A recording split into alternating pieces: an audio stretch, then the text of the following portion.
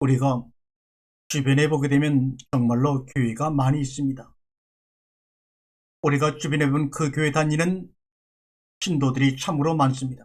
또한 그 교회를 맡아서 담임하는 목사님들도 참으로 많고 전도사님도 참으로 많습니다.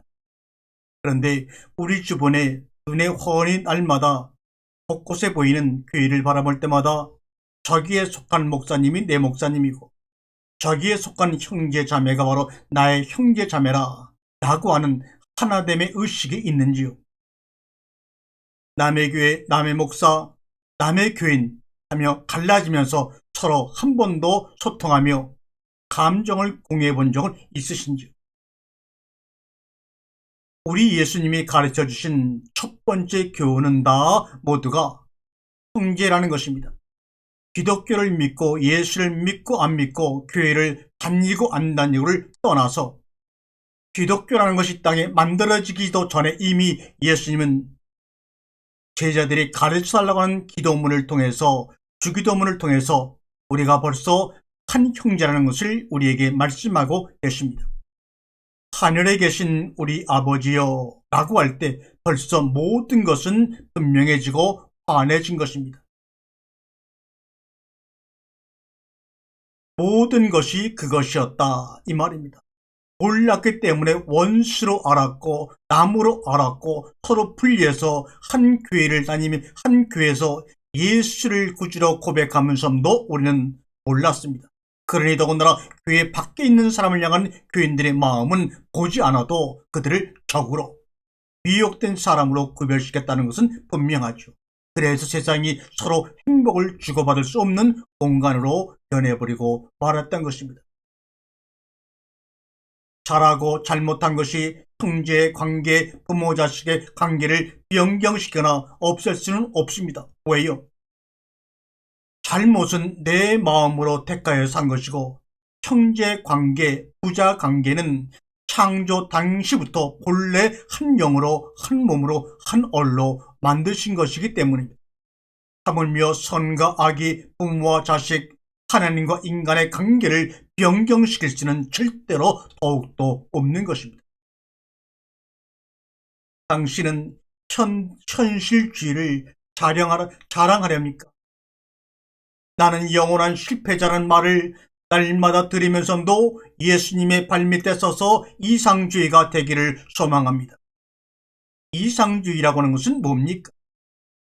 사람은 다 하나님의 자녀요, 한 영이요, 한 몸이요, 한 얼이다 하는 겁니다.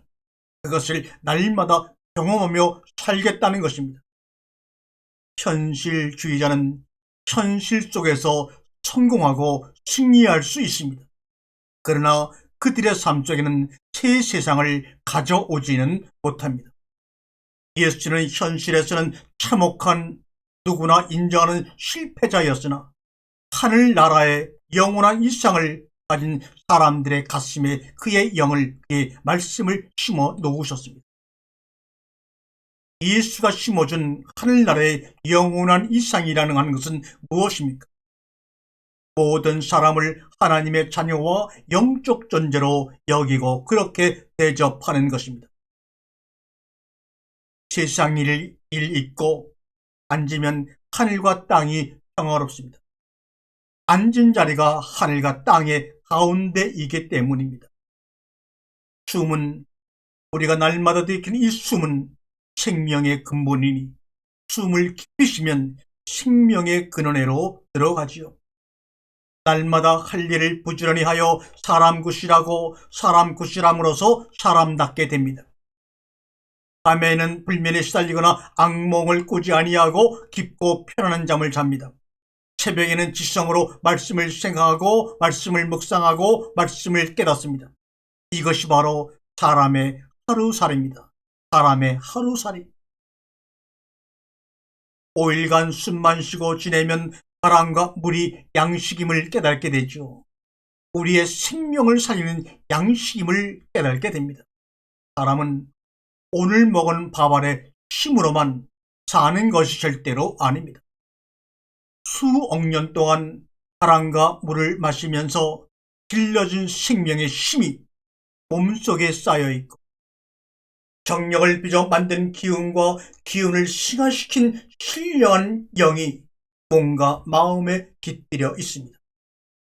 오늘 먹은 나달의 힘으로 사는 이는 쉽게 지치고 병들고 우울하지만 몸과 마음속에 숨겨진 힘으로 말씀으로 살고 대자연의 생명력에 힘입어 사는 이는 지치지 않고 기쁘고 생기 넘치게 살 수 있습니다.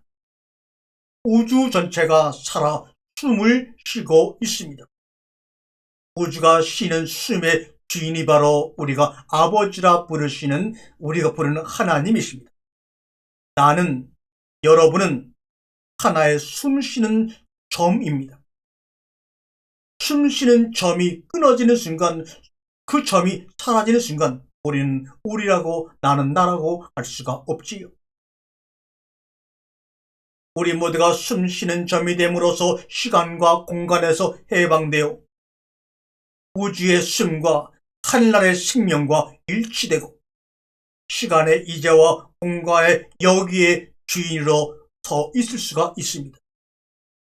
당신은 시간의 이제와 공간의 여기의 주인입니다.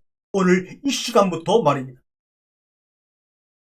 숨쉬는 점이 됨으로써 사람은 시간과 공간의 주인이며 생명의 주인인 하나님과 소통하고 관계할 수가 있습니다.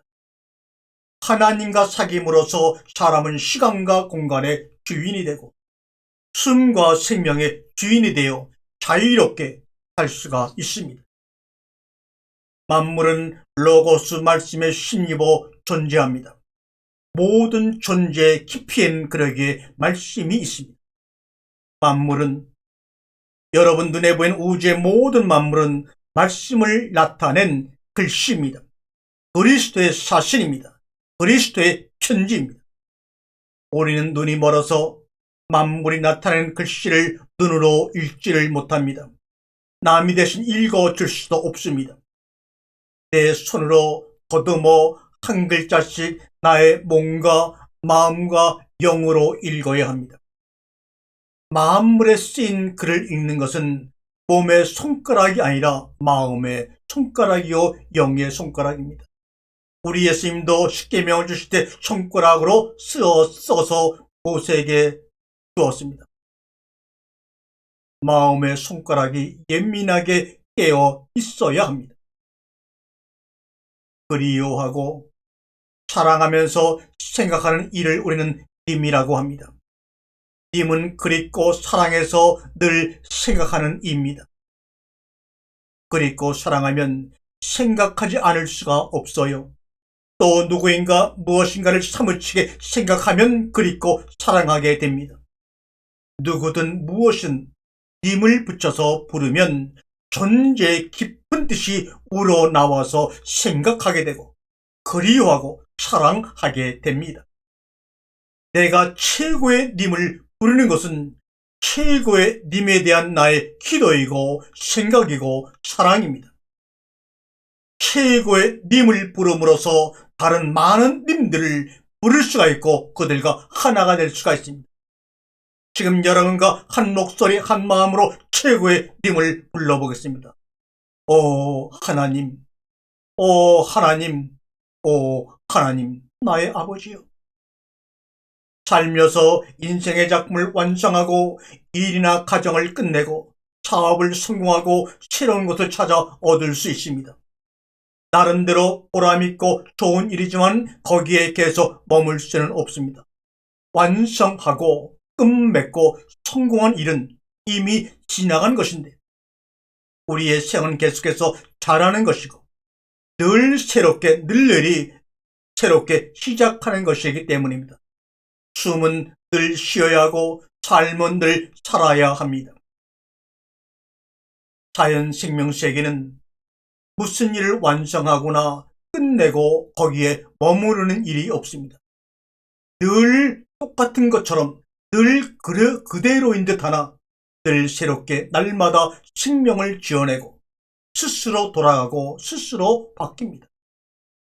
자연은 끝없는 영감을 불러일으키는 위대한 예술가이듯 인간에게 생의 아름다움과 엄숙함과 거룩함과 심오함을 우리에게 보여줍니다. 역사를 우연으로 보는 것은 물질주의요, 필연으로 보는 것은 바로 관념주의입니다.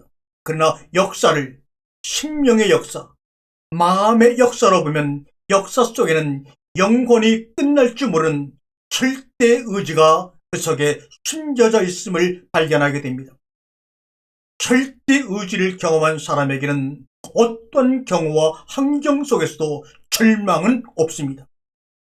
이것이 바로 오늘 여러분에게 주는 하늘의 소리요 생명입니다.